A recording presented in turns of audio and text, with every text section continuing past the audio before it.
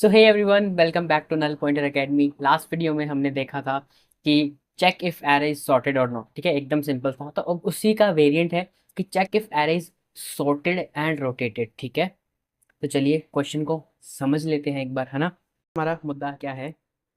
Check if array is sorted and rotated. Simple question है, बस थोड़ा सा दिमाग लगेगा, है ना। थोड़ा सा दिमाग लगेगा।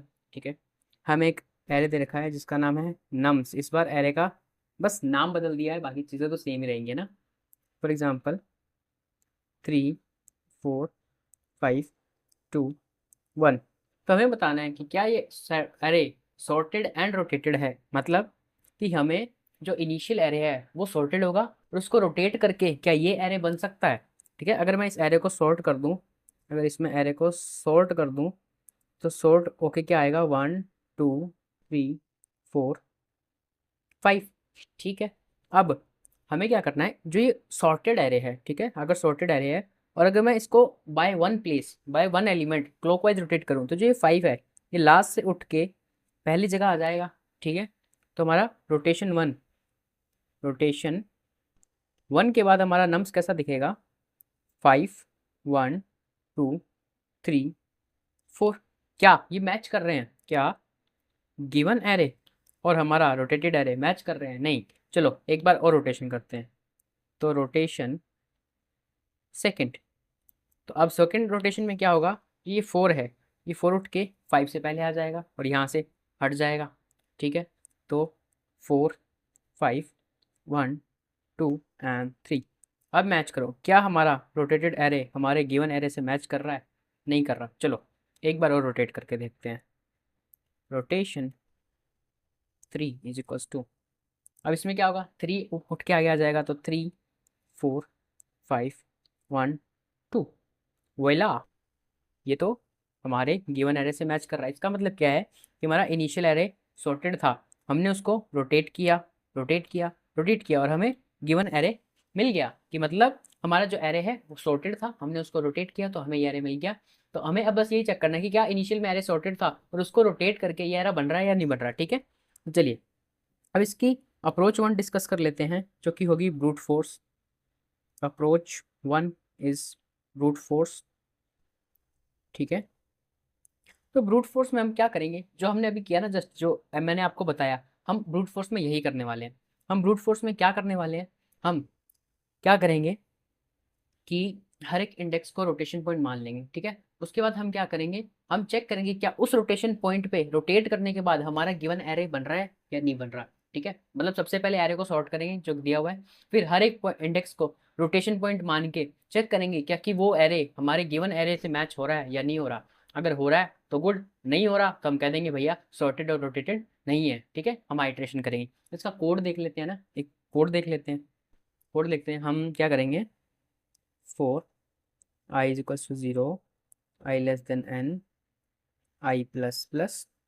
ठीक है, ठीक है जी। एक हम रखेंगे int sorted is equals to, int की जगह बूल रखेंगे ना, bool bool sorted is equals to true. हम ये चेक करेंगे कि जो करंट इंडेक्स है उस वो सॉर्टेड होना चाहिए, है ना। करंट इंडेक्स से पहले वाली जो बातचीत है वो सॉर्टेड होनी चाहिए। ठीक है, अभी ड्राई रन पे आएंगे ना तो आपको सारी चीज़ समझ आ जाएगी। ठीक है, अब 4 int j = 0, j n j plus plus. ठीक है, अब हम एक चेक लगाएंगे, if nums of i plus J. ठीक है, nums of i plus J, इसमें एक चीज़ मैं करना चाहूँगा, nums of i plus J %n, ठीक है, is greater than nums of i plus J plus 1 %n। तो हम क्या करेंगे? सॉर्टेड को कर देंगे फॉल्स।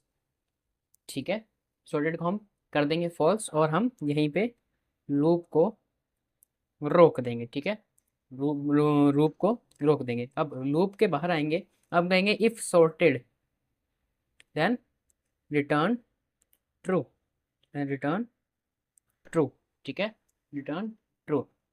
और हमें ये एक लूप से बाहर आए हम, ठीक है, अब दूसरे लूप से बाहर आएंगे तो रिटर्न फॉल्स कर देंगे हम, रिटर्न फॉल्स कर देंगे, ठीक है। अब अगर एक टाइम कॉम्प्लेक्सिटी देख लें हम इसकी, अगर हम इसकी टाइम कॉम्प्लेक्सिटी देख लें तो टाइम कॉम्प्लेक्सिटी हमारी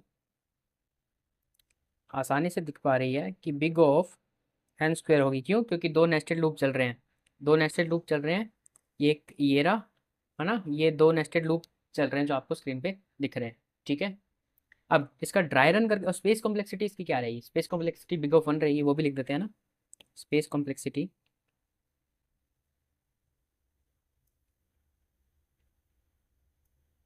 बिग ऑफ वन रहेगी, ठीक है, क्योंकि हमने कोई ऐसा सच एक्स्ट्रा डेटा स्ट्रक्चर यूज़ नहीं किया। इसका अगर ड्राई रन हम देखें ना, तो हमने जो अभी ऊपर किया वही चीज़ है, ठीक है।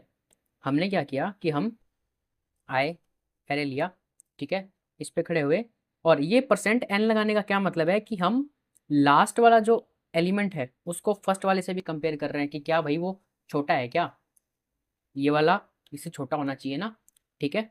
तो ये भी हम चेक कर रहे हैं कि जो लास्ट वाला एलिमेंट है वो हमेशा फर्स्ट वाले से छोटा होना चाहिए, तभी रोटेटेड और सॉर्टेड होगा, ठीक है। उसके लिए परसेंट एंड लगा रहे हैं ताकि सर्कुलर चेक हो जाए हमारा, बस उसके लिए परसेंट एंड लगा रहे हैं, और कोई हमें एक्स्ट्रा लोड नहीं लेना है, ठीक है। अब अगर ड्राई रन करेंगे ना, हमने जो ये चीज़ करी, ठीक है, कि 3 4 5 2 1 है, अब इस पर आई और जे यहाँ पे है, ठीक, मतलब आई यहाँ पे है और जे भी यहाँ पे है, ठीक है।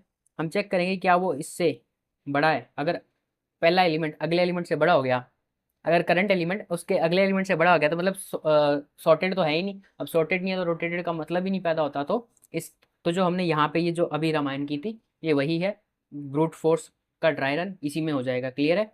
अब चलते हैं हम अपनी ऑप्टिमल अप्रोच की तरफ, approach to which is optimal, ठीक है। चलिए अब बात करते हैं अप्रोच टू की, जो कि है optimal approach.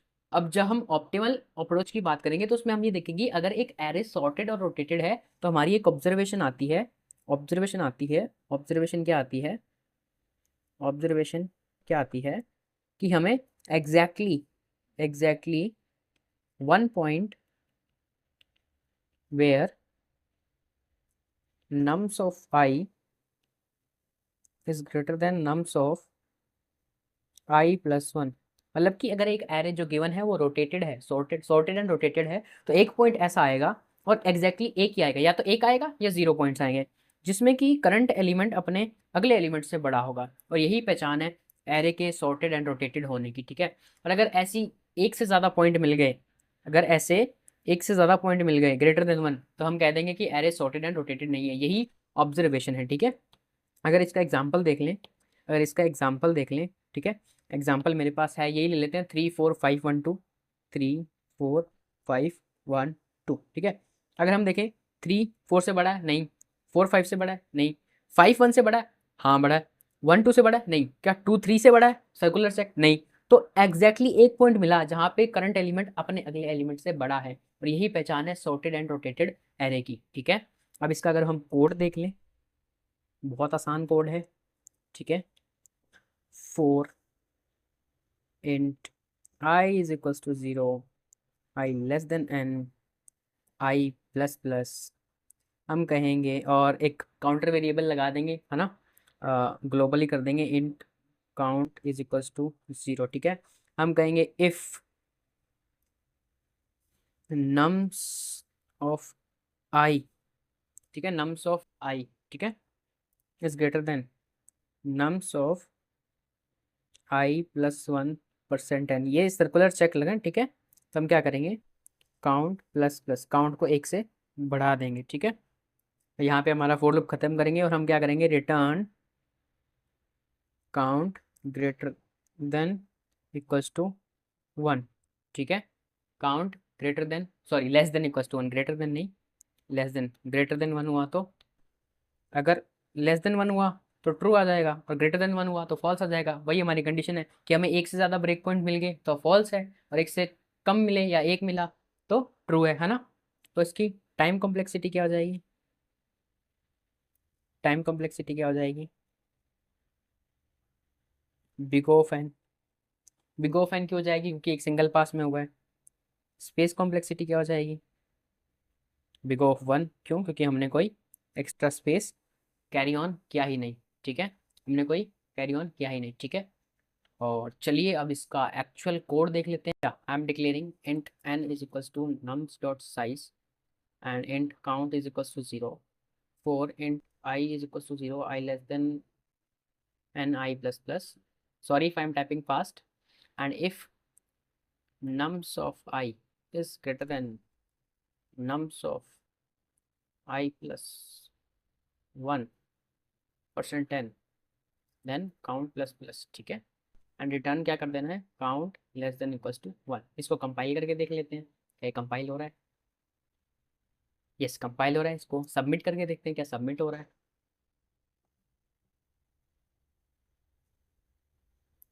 And yes, it got submitted in the first go 100% beats. And this was all for today's video. So this was for today's video. Next video में हम करेंगे remove duplicates from an sorted array, ठीक है, कि एक array sorted है उसमें से duplicates को कैसे remove करना है। अगर आप चाहो तो खुद ट्राई कर सकते हो, कमेंट सेक्शन में मुझे बता सकते हो। तो आज के लिए इतना ही, मिलते हैं नेक्स्ट वीडियो में, तब तक के लिए take care, goodbye, have a good day.